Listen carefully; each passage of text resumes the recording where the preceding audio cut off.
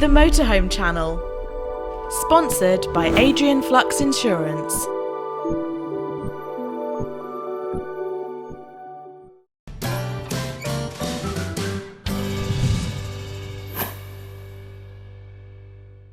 Now, we've just seen three cracking examples, but next up, the Wellhouse Terrier shows just what's possible on the new Ford Transit Custom.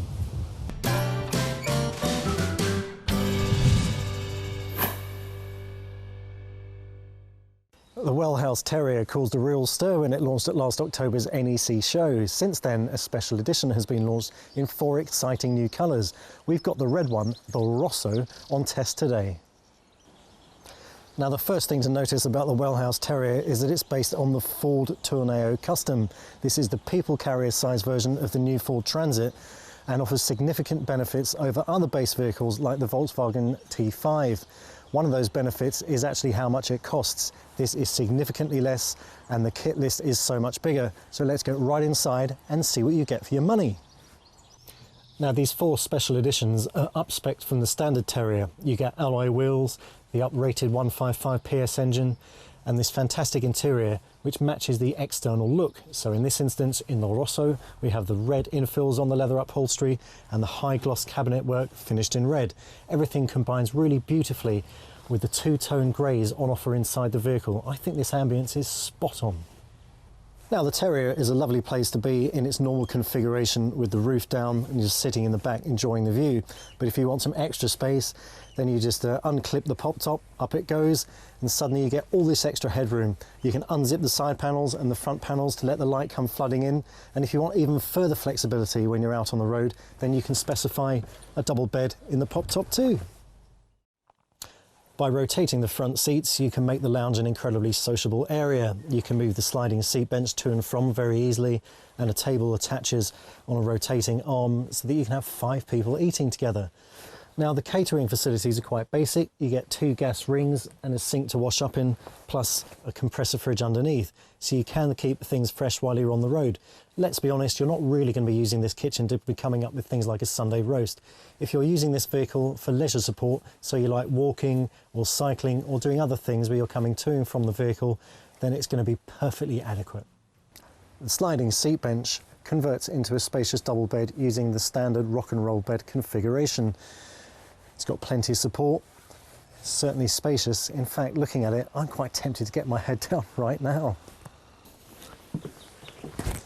These Terrier special editions start from £45,000, but I think that's incredibly good value for money. The specification is excellent, the fit and finish is as you would expect from Wellhouse, a company on top of its game and certainly going places. And there's much to recommend this vehicle in terms of what you get for the money.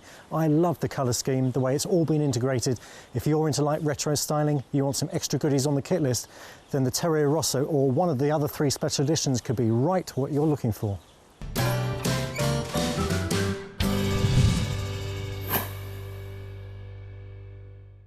For some buyers, only the VW badge at the front will do, and that's certainly borne out in sales figures, which are very impressive year after year after year. But there are alternatives if you don't want to spend the perceived high price for a VW camper. As we've seen, the Fiat Ducato, Ford Transit Custom and Renault Traffic make fine base vehicles for camper van conversions. And don't forget, you're buying from a small converter, so you're effectively getting a bespoke vehicle. I've been really impressed with the Wellhouse Terrier, the conversion on the Ford Transit Custom. It's affordable, fantastic to drive, and a great example of what an established converter can do in this market.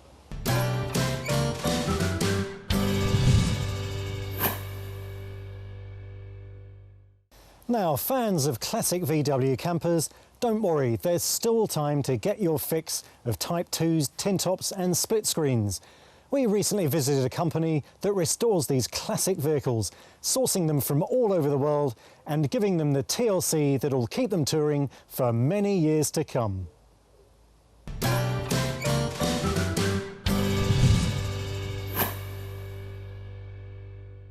I think the demand's bigger than ever for vintage VW camper vans, you know, decent ones anyway. I think everyone's into things that are retro and a little bit, you know, the sort of nostalgia of it all, really. And not only that, you know, if they're done right and they're the right product, then they're a good investment. They're something that you can put an amount of money into, and you'll always get your money back or more. And as far as the restoration goes for us, really we try to keep everything as original as we can. People like the originality of the vans. There's still a market out there for those that want to put their own stamp on them, but certainly from our point of view, what we pride ourselves on is the originality. This is one of our recent restorations. When they come into us, they're solid, rust-free vans. They're worn, they're tired, so we take all the interiors out, take the engines out, strip the engine down, rebuilt, so it's ready for another good 100,000 miles. The interiors are re-upholstered with new foam, re-kitted back out. Whilst all that's being done, the van goes to paint, it's stripped down, any bad paint's taken away, repainted. The van then comes back to the shop, and Norman and Mike, they set about it, re-upholstering it, putting the engine back in and getting it to a finished product it is today. This van is a 1977 Type 2 Westphalia. When it came to us, it was solid, rust-free. It had one owner, and the engine had done 5,000 California miles. So it's a good, really good van. The only reason we've gone to the full extent of re-upholstering it, it was tired inside, and the paint was so faded that we thought we'd give it a new lick of paint and make it what it is today. My van is a 1969. It's a tin top. Was originally an airport bus, so it was just used for carrying people backwards and forwards to the plane back in the day. It's just been fully restored. It wasn't in too bad condition. It's originally from Utah, so yeah, it's got a lot of history. It's just basically a solid bus, really. It's a good bus. Well, the restoration side's getting better because the buses coming over need less work because they're coming from such hot climates. California, Utah, Vegas, them sort of places, they're rust-free. So the restoration side is not as much as it would have been years ago for a right-hand drive bus, unless you get one from obviously South Africa, which is another good place to buy them from. But it's just getting a really good scene, and what can I say apart from that's the sort of thing you end up with. This is a split-screen 1967 SO42. It originally started its life in Germany, toured all around Europe, doing Yugoslavia, East, Italy, Greece, all various different continents and places. Then came over to the UK, made its way back to America, and since then I've been the owner since 2007. I can show you around the van if you want. Yeah, so when I bought this van, all the paperwork, it's got the original paperwork as an optional extra to buy the roof rack, which still has its Westphalia badge today, and lots of people have commented and asked me if I'd sell it. It's got original Toulouse windows, which all work fine with the mosquito nets on the inside. The van's got its original Safaris, which are lovely for those sunny days, as today, driving it around. It just gives that quirkiness on the front as well, with the typical split screen. There's your rock and roll bed that pulls out. You've got a table that pops out and flips up. Well, the pop top goes up for standing clearance room.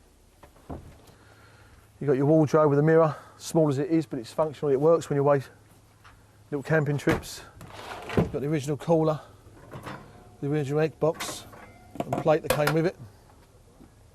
And here we have the little cooking tables. People stand outside cooking or washing up or preparing some food.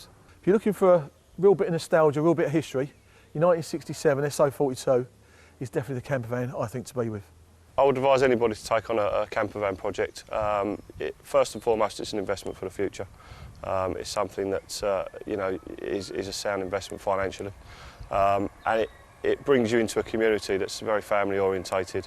All year round, there's many VW shows all over the country that are family orientated, and it's just that whole camping saga that really makes it something that we're really passionate about.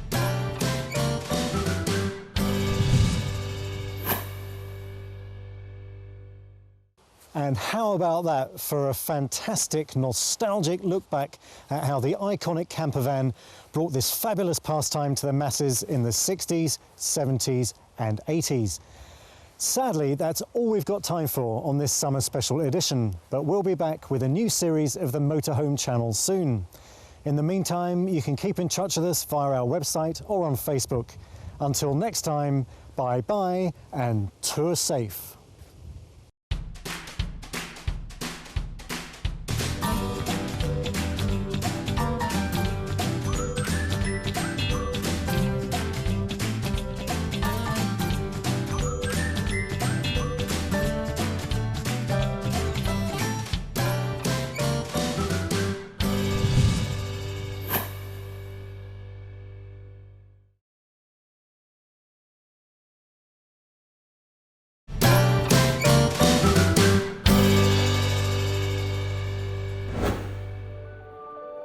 Adrian Flux Insurance, proud sponsors of the Motorhome channel.